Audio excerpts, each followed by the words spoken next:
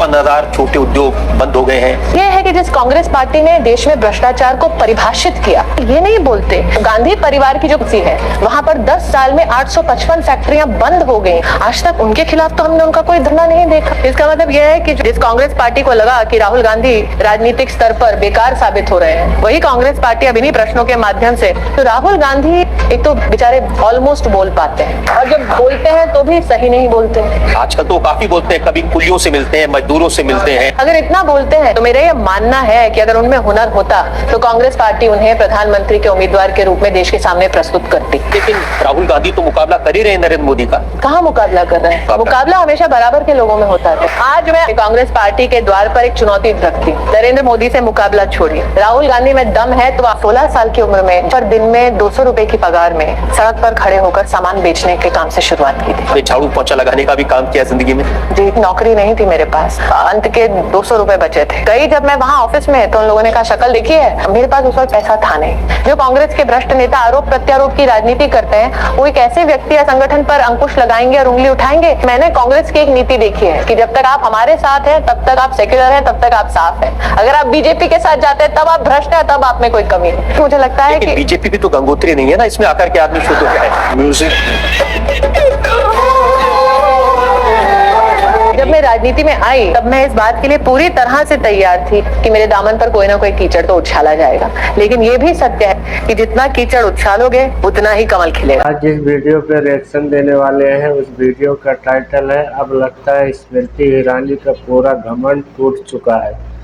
राजद शर्मा ने अपनी जो है क्या नाम है अदालत में बुलाया और स्मृति ईरानी से सवाल किया। स्मृति ईरानी काफ़ी नाराज होगी, तो इस वीडियो पे आज रिएक्शन देने वाले हैं, तो आप लोग वीडियो को पूरा देखिएगा। अस्सलाम वालेकुम वरहमतुल्लाहि वबरकातुहू। मैं अब्दुल्ला खान मदीना मुनव्वरा से आप लोग का एक और वीडियो में खुशामदीद।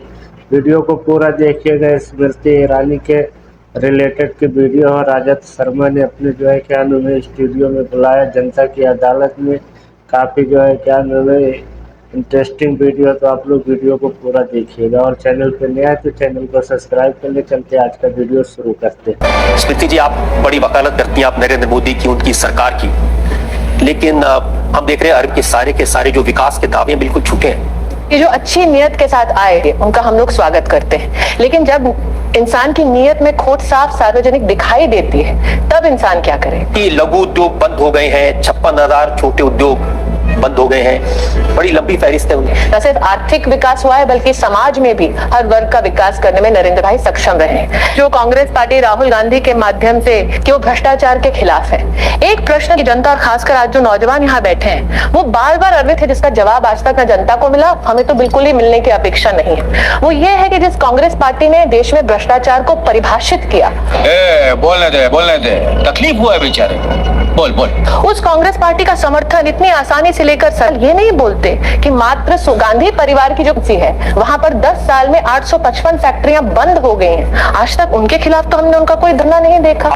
इसका मतलब यह है कि जो कांग्रेस पार्टी राहुल गांधी के माध्यम से एक अच्छा कैंपेन नरेंद्र मोदी के खिलाफ माउंट नहीं कर पाई, जिस कांग्रेस पार्टी को लगा कि राहुल गांधी राजनीतिक स्तर पर बेकार साबित हो रहे हैं, वही कांग्रेस पार्टी अब इन्हीं प्रश्नों के माध्यम से सहारा ले रही है। तो राहुल गांधी जो बार बार एक तो बेचारे ऑलमोस्ट बोल पाते हैं और जब बोलते हैं तो भी सही नहीं बोलते। आजकल तो काफी बोलते हैं, कभी कुलियों से मिलते हैं, मजदूरों से मिलते हैं। अगर इतना बोलते हैं और उनकी अगर बोलने में इतनी क्षमता थी, इतनी शक्ति थी रजत जी, तो मेरा यह मानना है कि अगर उनमें हुनर होता तो कांग्रेस पार्टी उन्हें प्रधानमंत्री के उम्मीदवार के रूप में देश के सामने प्रस्तुत करती। चटा समझाओ, इसे समझाओ। ऐसे खिलौने बाजार में बहुत बिकते हैं, मगर इसे खेलने के लिए जो जिगर चाहिए ना, वो दुनिया के किसी बाजार में नहीं बिकता। लेकिन राहुल गांधी तो मुकाबला कर ही रहे हैं नरेंद्र मोदी का। कहाँ मुकाबला कर रहे हैं? पूरे देश में मुकाबला हमेशा बराबर के लोगों में होता है। चलिए, आज मैं आपकी अदालत के माध्यम से कांग्रेस पार्टी के द्वार पर एक चुनौती रखती हूँ। जी ठीक है। नरेंद्र मोदी से मुकाबला छोड़िए, राहुल गांधी में दम है तो आपकी अदालत में आए, रजत शर्मा का मुकाबला करे, जनता के सवालों ऐसी जगह आए जहां पर ना इंटरव्यू फिक्स होगा ना इंटरव्यू का परिणाम फिक्स होगा। आएंगे? मैंने उनको इनविटेशन तो भेजा है, अभी तक जवाब नहीं। जब पैदा हुई तब माता पिता के पास सर पर छत नहीं थी, और जब रहने की जगह मिली तो मुनीरका में एक तबेले के ऊपर, भैंस के तबेले के ऊपर जगह मिली। मेरा एकमात्र सपना था वो ये कि मैं जीवन में एक ऐसी फील्ड में जाऊं जहां पर सिफारिश से मुझे कभी नौकरी ना मिले। बहुत सारे लोगों को देखा था जो कहते थे पता है मेरा बाप कौन है। मुझे वो कल्चर बिल्कुल पसंद नहीं था। 16 साल की उम्र में पर दिन में 200 रुपए की पगार में सड़क पर खड़े होकर सामान बेचने के काम से शुरुआत की थी। अरे भाई एक रुमाल देना मनीष। देखो मैं रो नहीं रहा हूँ, मैं खुशी में मेरे आंसू निकल रहे हैं ना। मुझे बहुत गर्व है। मैंने आज तक किसी के सहारे अपने लिए जगह नहीं बनाई, किसी के सहारे के माध्यम से जगह नहीं बनाई, अपनी मेहनत के दम पर बनाई। किसी के सामने आज तक हाथ नहीं, मैंने पढ़ा रिसर्च करते हुए, किसी के सामने हाथ नहीं फैलाया। कोई उंगली उठाकर ये नहीं कह सकता कि स्मृति ईरानी को बनाने में हमारा बहुत बड़ा हाथ है। जनता को आप मूर्ख समझना बंद कर दीजिए। तो अगर किसी को श्रेय जाएगा तो एकता कपूर को जाएगा, क्योंकि उसने मुझे रोना सिखाया टीवी पे। इसमें आपने झाड़ू पोछा लगाने का भी काम किया जिंदगी में? जी, नौकरी नहीं थी मेरे पास, अंत के 200 रुपए बचे थे। मेरी बहन ने कहा तो तुम्हें नौकरी नहीं मिलती यार, तुम क्या करके गड़बड़ आती हो। तो मैंने अखबार में 2 इंटरव्यूज देखे थे। गई जब मैं वहां ऑफिस में तो उन लोगों ने कहा शक्ल देखी है आपकी ना, शक्ल ठीक है ना, आपकी पर्सनालिटी मैच होती है, आपको हम नौकरी नहीं दे सकते। मैंने कहा देखिए मैं पढ़ी लिखी हूँ। तो उन्होंने कहा मैडम ये सारी नौकरियां चली गई हैं, एक बच्ची है वो आपके लायक नहीं है। मैंने कहा क्या नौकरी है? तो उन्होंने कहा वो जो वेल हैं, जो ट्रेड होते हैं, मॉप करते हैं, वो नौकरी बची है।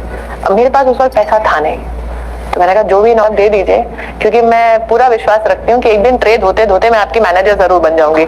इसलिए मुझे लगता है रजत जी कि जब कांग्रेस के नेता कहते हैं ना चाय वाला, तो एक चाय वाला प्रधानमंत्री है। बीजेपी को ही क्यों चुना आपने? मुझ जैसी महिला जो नहीं चाहती कि सिफारिश की जिंदगी जी जाए, वो कभी भी कांग्रेस जैसी पार्टी में नहीं हो सकती थी जहां पर राजनीति भी राहुल गांधी और सोनिया गांधी की सिफारिश से चलती हो। इस प्रकार की बचकाना बातें किसी के गले नहीं उतरती, लोग मजाक उड़ाते हैं। कि जब भ्रष्टाचार के खिलाफ लड़ाई लड़ने का सवाल आता है तो ऐसा लगता है कि बीजेपी उतनी ताकत से नहीं लड़ती। मुझे लगता है ये सबसे बड़ा भ्रम है कि भ्रष्टाचार के खिलाफ बीजेपी नहीं लड़ रही है, क्योंकि चाहे वो 2G का घोटाला हो, चाहे वो कॉमनवेल्थ गेम का घोटाला हो, चाहे वो कोयला का घोटाला हो, इन हर मुद्दों पर, इन हर विषयों पर आपने संसद में और सड़क पर भी बीजेपी को आवाज उठाते देखा है। हर रात जब आप मुझे किसी टीवी चैनल पर डिबेट करते देखते हैं तो किसी न किसी स्कैम के संदर्भ में ही देखते हैं। तो ये कहना कि बीजेपी ने भ्रष्टाचार के खिलाफ आवाज नहीं उठाई सरासर गलत है। लेकिन इसका जवाब मुझे आज तक नहीं मिला। अगर भ्रष्टाचार के खिलाफ बीजेपी लड़ती है तो येदियुरप्पा को पार्टी में वापस क्यों लिया? इस सज्जन को क्या तकलीफ है भाई, क्या तकलीफ है इनको? येदियुरप्पा जी के खिलाफ येदियुरप्पा जी कोर्ट में जाकर अपने ऊपर जितने इल्जाम लगे हैं उनसे बरी होते हैं।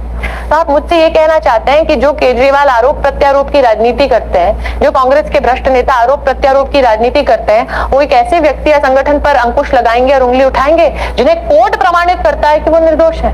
अगर पार्टी में वो लोग भी शामिल होते हैं जो कांग्रेस से तंग हो चुके हैं, तब मैंने कांग्रेस की एक नीति देखी है कि जब तक आप हमारे साथ हैं तब तक आप सेक्युलर हैं, तब तक आप साफ हैं। अगर आप बीजेपी के साथ जाते हैं तब आप भ्रष्ट हैं, तब आप में कोई कमी है। तो इसका जवाब तो रजत जी मुझे लगता है कि बीजेपी भी तो गंगोत्री नहीं है ना, इसमें आकर के आदमी शुद्ध हो गया। म्यूजिक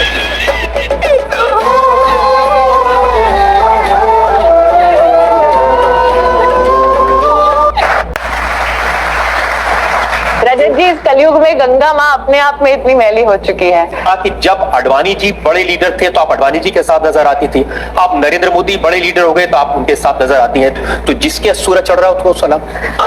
वैसे आज जिस प्रकार के इल्जाम यहाँ रजत जी लगाए जा रहे हैं और जो टैग्स आप मेरे लिए इस्तेमाल कर रहे हैं, उसमें आप रजत शर्मा कम और एक साथ ज्यादा नजर आते हैं। तो जो लोग मेरे बारे में और कुछ निकाल नहीं सकते, वो लोग शायद ऐसे ऐसे टैग्स लिखते होंगे किसी ना किसी लेख में। और जब मैं राजनीति में आई तब मैं इस बात के लिए पूरी तरह से तैयार थी कि मेरे दामन पर कोई ना कोई कीचड़ तो उछाला जाएगा। लेकिन ये भी सत्य है, संगठन में हमने सीखा है कि जितना कीचड़ उछालोगे उतना ही कमल खिलेगा। आज आप हर जगह नरेंद्र मोदी को डिफेंड कर रहे हैं। अभी आपने बहुत तारीफ की नरेंद्र मोदी की, लेकिन सूरत में आपने मीडिया से बात करते हुए कहा था, मैं स्मृति ईरानी ने कहा दंगों के बाद नरेंद्र मोदी के मंत्री बने रहना शर्मनाक है और अगर वो इस्तीफा नहीं देंगे तो मैं 25 दिसंबर को अटल बिहारी वाजपेयी के जन्मदिन से आमरण अनशन पर बैठूंगी। जी, ये मेरा था। और उसी दिन रात को मुंबई पहुंचकर आपने कहा कि मैं अनकंडीशनल बिना किसी शर्त के अपने इस बयान को वापस लेती हूं। जी, बार बार नरेंद्र मोदी पर यह आरोप लगाया जाता है। नरेंद्र मोदी केजरीवाल ने कहा कि वो अपने विरोधियों को या तो चुप करा देते हैं या उनको मरवा देते हैं। हिंदुस्तान की अदालतों ने उन्हें परखकर एविडेंस के आधार पर निर्दोष साबित किया। मैंने नरेंद्र भाई से कहा कि जब लोग पत्थर मारने को तैयार थे तब उसमें से एक पत्थर मैंने भी मारा। उनका बड़प्पन दिखाने के लिए उन्हें धन्यवाद देती हूँ और मुझे माफ करने के लिए उन्हें धन्यवाद देती हूँ। आपने कांग्रेस के नेता को दानव कह दिया। और राहुल गांधी वाकई में इतने प्रतिभाशाली होते तो वाकई में कांग्रेस में क्या अवस्था जी, बोल देते नरेंद्र मोदी के सामने हम राहुल गांधी को खड़ा कर रहे हैं। ये तो कांग्रेस पार्टी स्वयं मान रही है। इतना छोटा पहले कभी नहीं हुआ होगा। दोस्तों, आप लोग को वीडियो पसंद आया होगा तो आप लोग कमेंट करके नीचे जरूर बताएं। आज की वीडियो में बस इतना ही, फिर मिलते हैं किसी नेक्स्ट वीडियो में। खुदा हाफिज़, अस्सलाम वालेकुम व रहमतुल्लाहि व बरकातहू।